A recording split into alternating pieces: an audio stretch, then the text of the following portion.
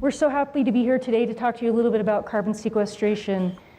We're really excited about talking about the existing and evolving regulatory framework that is in place and evolving to help us achieve Colorado's ambitious climate objectives. Just as a background, carbon sequestration is a proven method for storing carbon dioxide deep below the Earth's surface in rock formations. CO2 can come from either two sources, from an industrial source like at an ethanol plant, or it can come from direct air capture or DAC. DAC is when you take air in through a facility with fans and then purify it into a pure gas and then inject it underground. Many think that sequestering CO2 is an untested and an unproven technology, but that's not the case. For example, Oxy has a 50-year history safely transporting, utilizing, and sequestering CO2. We are currently sequestering approximately 20 million metric tons of CO2 in our enhanced oil recovery operations. By storing CO2 underground, we ensure that we can protect the climate, the planet, and future generations. We can also help industries reach their required emissions reductions. Today, we're fortunate to have an experienced panel that will discuss the pivotal role of CCS in Colorado and what it means for state and local governments and our communities. Let's briefly introduce the panel. Jessica and then Mike. Hi there, I'm Jessica Gregg. I'm the Director of Regulatory and Environmental Compliance at Carbon America. I have a 20-year career of permitting all across the United States, but quite a bit here in Colorado. I actually recognize many familiar faces from my time in oil and gas at Encana, then Oventive. I work for Carbon America, who on Quinn's slide had about 4 of the projects, the first carbon reduction projects in Colorado. We have an additional one that hasn't been announced yet. We have projects in Nebraska and then multiple projects across on coast to coast that we haven't announced yet. So we're really cutting our teeth on carbon technology. We have a unique design for a company. Basically, we have the tax equity partnership where we can work with industrial emitters, oil and gas operators, whoever it may be, to sort of figure out how do you finance these type of projects. We can help you determine what it might cost to go into this type of sequestration. And then we have a pipeline team to help with transportation, and then we have the sequestration side. All the way through, we're pretty proud that the start of the actual capture facility, we are tech agnostic, so we really will just look at what's best for whatever the facility is to capture the CO2, but we're also working on a proprietary carbon capture technology that's cryogenic, and that's currently being tested at the Carbon Capture Center in Alabama. So yeah. Very happy to be here, excited to talk about CCS. Please grab me tonight at the Steak and Fry if anybody wants to talk more about what we're doing here locally. We're pretty excited about all of our projects. Thanks, and I'm Mike Rigby. I'm with the ECMC, happy to be here. I've definitely interacted with many of you here. I am the CCS Geothermal and Underground Gas Storage Program Coordinator. I've been working the last few years, particularly on CCS, looking at regulatory, legal barriers, and how the state can take on a safe and effective regulatory program. So just as Jessica said, happy to talk further beyond anything we cover here today. Thanks for having me. And I'm Julie Coleman. I'm the Stakeholder Relations Manager at Oxy, and our team has had the great opportunity to learn from and work with communities from California to Louisiana over the last several years on carbon sequestration and DAC projects. We've learned so much from these communities and learned more about what their concerns are and what their questions are. And that really leads to the first question. Jessica, can you walk us through this typical carbon sequestration well site here? Sure, yeah, we thought it would be important for local governments to understand what these projects look like. A lot of the discussions I'm having with local governments is this going to be like a produced water injection program where you've got wells every quarter mile in this grid pattern? And truly, that's not what these look like. To start with, if you look at the booklet you guys have, there's a drill rig with a rainbow over it. That's our DeNova project. It's the first Class 6 project in Colorado in Region 8 for the EPA. Basically, we're purposely drilling very, very deep. Because we need to keep the CO2 in supercritical phase, so it's extra deep. We're also trying to protect groundwater aquifers, so the deeper we go, the better that is, and trying to avoid interaction with oil and gas formations. So we're going deeper than most wells in the state. As such, we have the same exact drilling rigs as oil and gas companies do. So you can expect basically a typical well pad. What is different is that we do not currently need fracking operations. What we're trying to target are these saline formations that are just saline aquifers. So, typically fracking is required when you've got some tight shales, and in these situations we have upwards of 30% porosity, so we just don't really need to frack at this time for most of these initial projects. Up on the screen you guys will see basically the wellheads look like just typical natural gas wells. What is quite different though is that we don't really anticipate needing any sort of chemicals on the surface, tanks, compressor units, anything like that at the surface. It's really going to basically just be a pipeline hopefully to a wellhead, and it goes underground. From this point, there's like an initial step where you get your data. If you cannot have local data locally that you can use, you go and drill what's called a stratigraphic test well. And we basically just drill a regular well bore down to 5,000 to 6,000 feet. We take rock core and water samples. And then we sit for a while because we've got to analyze all that data. The core analysis alone in some instances, since we have to take so much core, takes 6 months to 7 months. From there, we have to actually write the 800-page permit. So there's this big gap, basically, where we'll come out and drill a test well in some areas, and then you won't really hear from us for a while. And then, while we're trying to make sure that this is a safe place to sequester CO2 and submit our Class 6 permit, we will start doing what's called baseline monitoring. We have to do a year or more of baseline monitoring for groundwater and a bunch of other parameters to just check what are current conditions. So then, our monitoring program, which continues throughout the life of the project and 50 years afterwards, can be based back on our baseline monitoring. So you'll see a phase where there's just some monitoring wells being drilled. Our injection programs all have to have one plume monitoring well. It's a direct monitoring well. So it's just another deep well that's within the formation that we're injecting into. And then there'll be a couple water monitoring wells.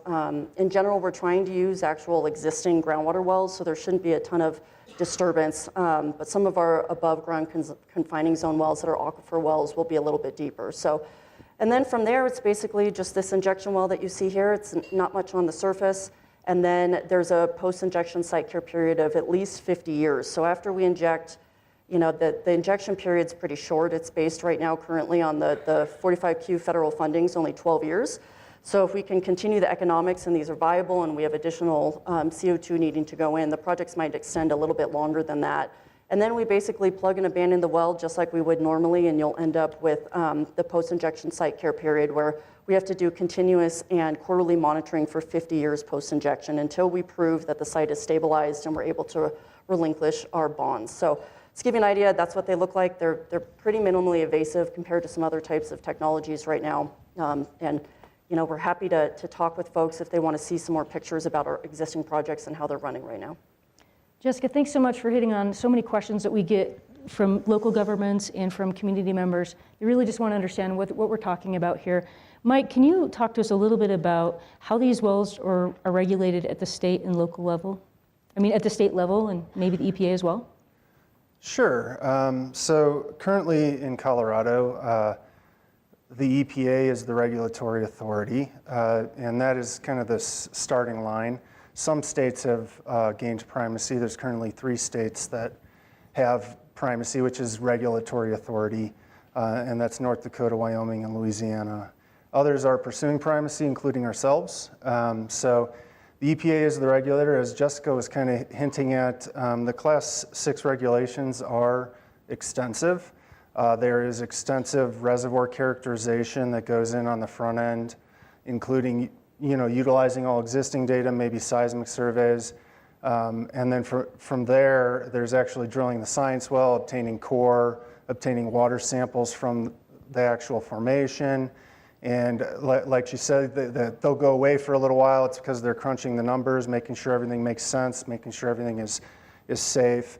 And then once injection occurs, there's a large amount of monitoring, both wells, but also usually there's fiber lines within the actual injection well bore that is getting real live measurements of different things like temperature and pressure at the reservoir and at the wellhead. And then also, as she indicated, monitoring goes past when injection ceases, even past when the well bore is plugged until the plume is fully stabilized and can be proven with real data. So all of these are codified in federal regulations, and the starting point for any state are these federal regulations. In order to even gain primacy from the EPA, a state must develop a program at least as stringent as the EPA's standards. So that's our starting point, and that's where we're starting now. We're currently working on this, and we have been for a while. We are moving towards, I think, a rulemaking, because how primacy works, you have to build the entire regulatory program before even applying to get authority from the EPA. So we will be pursuing a rulemaking on Class 6 wells here in Colorado. And it's due to the law that passed last year, SB 23016. This granted us authority to pursue authority. So we have the authority to pursue authority over Class 6 wells from the EPA. So a rulemaking is likely here within the year at the ECMC. And after those rules are put in place, and they, like I said, the baseline, line by line, there's a legal crosswalk during primacy with the EPA. It's about a 400-page Excel document. Every single regulation they have, you go through and debate every single one with the EPA to make sure that our program is at least as stringent as everything they have on there, but we also could do additional stringencies if chosen. So once that's completed, once we do our rules, it's all confirmed through this crosswalk with the EPA. We will submit our primacy application, which they will then evaluate, and it can take up to a year, maybe 2 years even, for them to fully evaluate a primacy application. So if everything goes smoothly on our end, regulatory authority at the ECMC for Class 6 wells could be as soon as a couple years from now.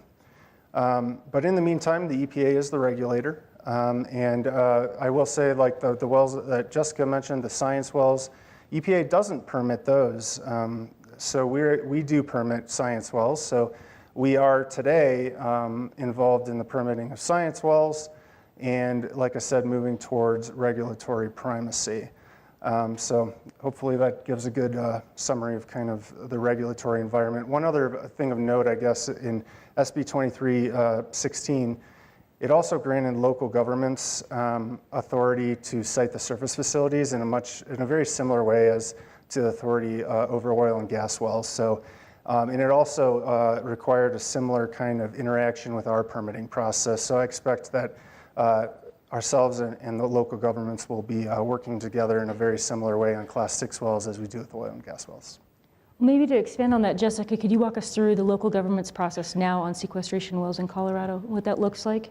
Sure. Yeah, and to sort of follow up with what we were just discussing is right now, currently, I'm still under the Oil and Gas Act, and it's still called the Oil and Gas Act. So we have been following all the same rules that oil and gas operators have in having our pre-application meetings while inviting local governments and initial meetings. So basically, local government authority is going to be all the way through the life of the project, all the way from my capture system that's going to be attached to whatever the industrial facility is. I'm going to need to get potentially noise permits, whatever the regular use by special review permit process would be at that location. If we have changed electricity or anything, we could have permits there.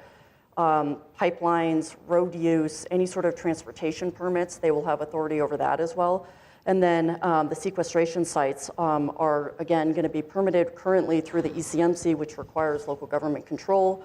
We are also, currently local governments are kind of evaluating the special use permit individually.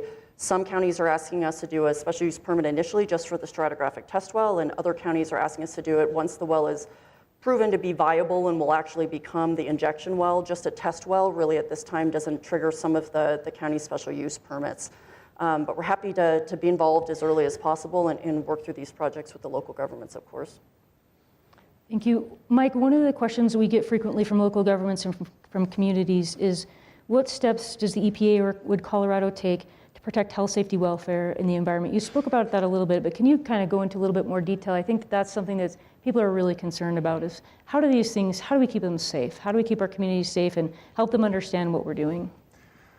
Sure. So existing right now with the EPA, as I kind of indicated with like the summary of regulations, there are extensive protections really with the entire goal of keeping the CO2 within the wellbore and then ultimately within the reservoir that is characterized thoroughly. So all of these kind of technical downhole regulations, the types of materials that are required to be used for CO2, as well as the chosen formations, the different confining layers above the chosen formations for storage, and and all of that being evaluated is really intended to, one, protect all underground sources of drinking water, but two, really to prevent leaks. And in the case of any incidents, there's a required pretty elaborate emergency remedial response plan to kind of evaluate all potential risks and lay out mitigation measures and response measures. So I think that's the first starting point is the federal regulations. Beyond that, as it moves over towards the ECMC, I think leveraging our existing expertise in siting oil and gas facilities in this manner will really provide a foundation, as well as building our Class 6 program with our experience in doing it for oil and gas. The type of knowledge, the type of staff we have on our staff here at ECMC, the engineers, geologists, environmental scientists, and all of the processes we have for collaboration. I think they're pretty unique. I think they go beyond what the EPA does in some ways, for sure. Our collaboration with sister agencies like CDPHE, CPW, all of these things will really add value to the Class 6 permitting program, the engagement with local governments in the process, as well as the siting authority local governments have and kind of, I guess the input in our processes is different than, I guess, what would be applicable with the EPA.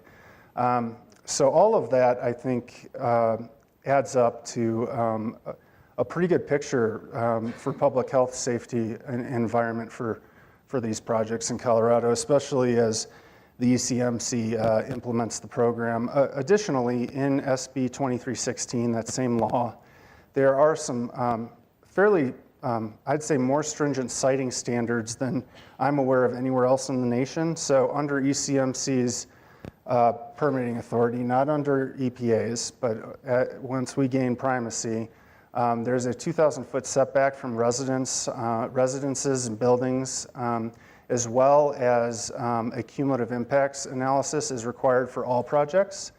And then beyond that, if the project is sited within a disproportionately impacted community, if it's determined in the cumulative impacts analysis that there's a net negative impact on the DI community, it actually requires denial of the permit. So I think all of this combined really adds up to a pretty good picture to protecting public health, collaborating with local governments, as well as other agencies to really ensure safe and protective operations kind of across the board. Appreciate that. We've talked a little bit today about some permit denials with energy projects. We've talked a little bit about community involvement in those permitting processes. Jessica, can you talk to us a little bit about the types of permits that are applied for these carbon sequestration wells and the community's opportunities to participate in those permitting reviews? Yeah, as I mentioned, it starts from the beginning to the end with these projects. And so it's mostly local use permits. I think we're going to see a lot of those, but obviously part of the state permits, we're able to have them, they have to weigh in on every single state permit we have and the federal permit. They'll get noticed for all of that. Emergency planning is also very, very important, and it's a requirement of the Class 6 process. And so I think in air permits obviously are going to be huge, because we're going to have pipeline air permits probably, and potentially capture plant permits depending on what whatever the industrial emitter is and what type of gas we take from them and then have, because we're only putting entirely CO2 downhole at this point. We do not anticipate putting mixed gases underground. Reason being is you have to prove that it's safe underground, and you have to model what the gas is going to do in the subsurface, ensure that the cap isn't affected by the change in the contents underground when you put CO2 down there. So I think there's going to be a lot of opportunities for local governments to weigh in, and it's going to be in stepwise process, as I mentioned, as we do each phase of the project. These projects are year-long projects. I mean, the EPA permits alone are at best 2 years, and so it's just going to take us a really long time to get through that. Thank you. And we know that the state recognizes, as do we, that communities, especially those disproportionately impacted, should have a say in decisions affecting their environment. And so what that looks like for us in our outreach is really sending multiple notices and fact sheets, having dedicated websites, doing door-to-doors, small group meetings, one-on-ones, and community meetings, and really listening to and learning from our stakeholders to understand what their priorities are, what their concerns are, and what they want to know more about. One thing we've heard over and over is just that people want to understand more about carbon sequestration, and they want to understand its history and its safety track record. So that's something that we can definitely do when we get through this permitting process, when we're working through it. We engage with community members just like we do through the oil and gas development plan programs and really get to know these communities. And I feel like somebody said last week to me, you can't have a relationship if you don't have trust. And we always say we build relationships of trust, but it really takes a lot of time to get to know our communities and understand where they're coming from, to be able to prove to them that we're there, that we answer the phone, that we talk to them, and that we're there to listen to their concerns and their questions and answer them for as long as it takes to answer them. So with that in mind, Jessica, you talked a little bit about some of these upcoming carbon sequestration projects. I wondered if you could talk to us a little bit about those and kind of detail where those are at in the permitting phase. I know we had a speaker talked about those earlier today, but I know you had some more to share on that. Yeah, thank you. Yeah, we're very excited about our projects. Carbon America had a plan to basically start with smaller scale projects to prove them up and really prove the safety so that we can move on to some of these larger hub projects that are later in our portfolio. To start with, we started with ethanol plants, the Sterling and Yuma ethanol plants. There's 3 ethanol plants in Colorado, and all 3 of them are pursuing CCS right now. It's a pure stream. It hits that threshold of CO2 that's right where you can get the tax benefit. So we're starting there locally up in Northeast Colorado. It's our DeNova project. We have submitted the Class 6 for that in December, and we are working with the EPA currently on getting that permitted. Again, that's going to take probably 2 years at best, given it's the first permit in Region 8, but it's moving pretty quickly. From there, we moved on to Nebraska. We have a project up there as well, similar to the ethanol plant, some of the same owners as down here in Colorado. And then we're really excited about our Carbon Safe project. It's a DOE-funded project with the School of Mines and Los Alamos National Labs down just north of Pueblo is where some of our stratigraphic test wells are going to be.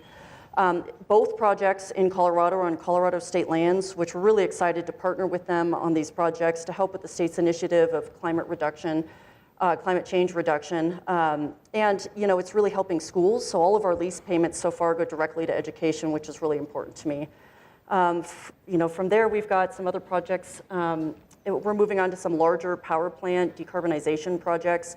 What we're seeing a huge influx in requests for currently are data centers. So a lot of these large AI companies need some place to power their data systems, but they also have very rigorous climate change goals. So they're trying to look for decarbonized power, and they're willing to pay a premium to do that. So it might be the way to fund some of these power plant projects and have some of the larger players fund them so that the power companies themselves and the ratepayers won't have to pay for that. And then we get to do a really neat project for the climate change. So that's great to hear. What I'm seeing. We want to leave a little bit of time for Q&A, so we just want to thank Jessica and Mike for their preparation and their sharing their insights and experience. And we're really appreciative of the state and local governments for their thoughtful consideration about how we can include upfront land use planning, community involvement, and really making sure we're protecting the environment and our groundwater resources as we develop these projects. We really believe that as we work towards these projects together, we'll be able to make sure that Colorado remains a leader in emerging technologies that creates a low carbon future. Thank you. We're available for Q&A. Stun them in silence. What's that? So we heard about partnership with Wyoming, I guess, on CCS, and I know their main goal is to save their coal plants, right? To take the flue gas off the coal plants and inject it. I know Petronova had a project down in Texas, a Boundary Dam up in Canada. Do you foresee that maybe being a savior for coal? Or is it just much cheaper to take it off of a natural gas power plant or something like that? And then my second part of my question is go into the 45Q tax credit a little bit about what's used for EOR. What's your tax credit for EOR versus just disposing of CO2? Do you want to start? Yeah, if you'd like me to. First of all, I'm not associated at all with the Comanche plant down in Pueblo.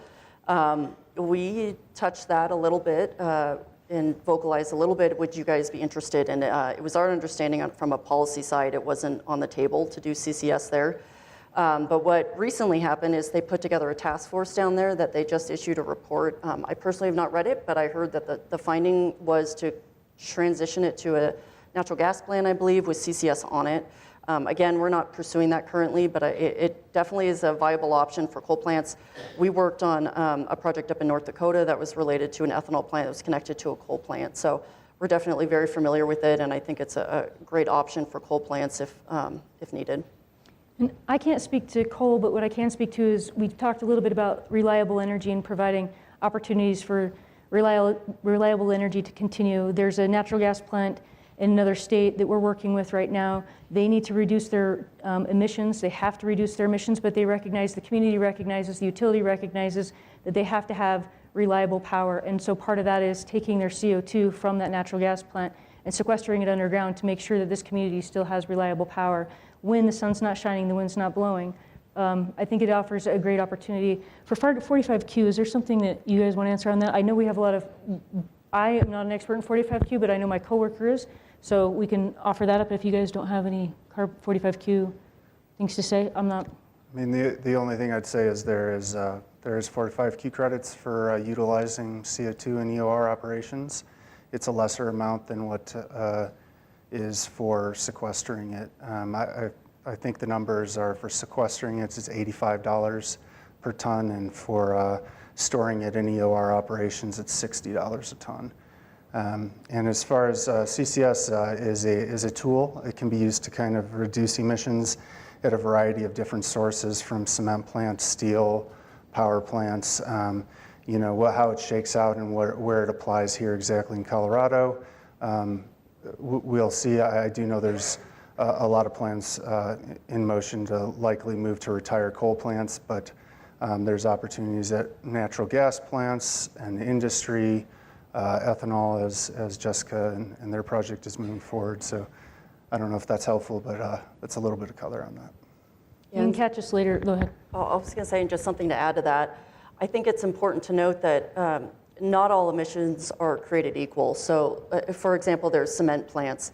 The CO2 is part of their process. Limestone just is limestone is CO2, and that's how they make building materials. There's currently no product on the market that's been able to provide the amount of strength that cement does with limestone, and so they're trying to find better ways to change the formula of that and decarbonize it. But truly, it's just a manufacturing product of that, and we have no solution for that currently. So we're trying to keep industrial sources in business in a carbon-constrained future. So, you know, I think it's really important. We've had a lot of discussion about jobs, and you mentioned it as well, that Oxy's just trying to keep, you know, some of these industrial plants open so they can continue doing what's important, and there's energy security in the future by just putting some of the CO2 underground.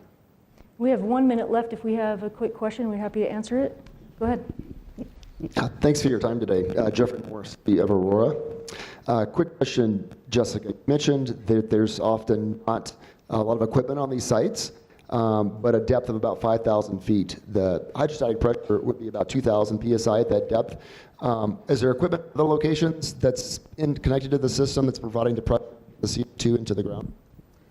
Yeah, generally it's obviously very, very site specific. It depends on your subsurface formational pressure. Surprisingly, in some of the DJ, some of the formations are actually on vacuums, and I think in those situations we might need to have a lot more higher compression at the wellhead to get it down. Currently, right now, we have such short pipelines that we're hoping to be able to just compress it at the actual capture plant and keep the pipeline pressured up. But we have to do our final modeling once we get all of the data back and the capture plant is fully designed to make a decision. Great, thank you. And Michael, very quickly, is there data on seismic events or seismic activity associated with CO2 sequestration? Sorry, what was that? Any seismic event data on that with the injection?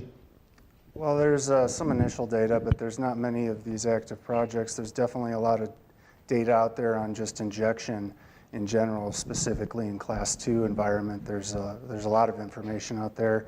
It's definitely a consideration during permitting. It's required to be evaluated during permitting. Monitoring may be applicable depending on the project, active seismic monitoring and potentially mitigation measures put into the permit. I think whenever you're injecting, it is a consideration. In general, it hasn't shown to be maybe as high of a risk as some other types of injection. Thank you so much for your time.